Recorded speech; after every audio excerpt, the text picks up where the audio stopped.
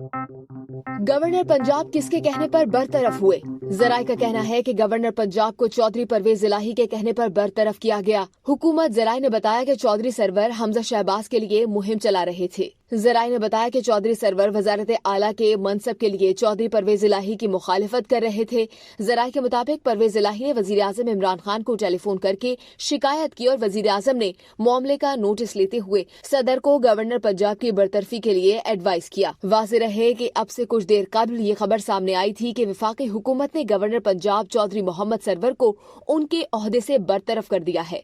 ये बात वफाकी वजीर इत्तलात और नशरियात फवाद चौधरी ने समाजी राब्ते की वेबसाइट ट्विटर पर जारी किए गए एक बयान में बताई है। फवाद चौधरी के मुताबिक नए गवर्नर पंजाब का ऐलान बाद में किया जाएगा। वफाकी वजीर इत्तलात और नशरियात का ये भी कहना है कि आइन के मुताबिक डिप्टी स्पीकर कायम मुकाम गवर्नर पंजाब होंगे। मजीद अपडेटेड रहने के लिए देखते रहिए हमारा YouTube चैनल।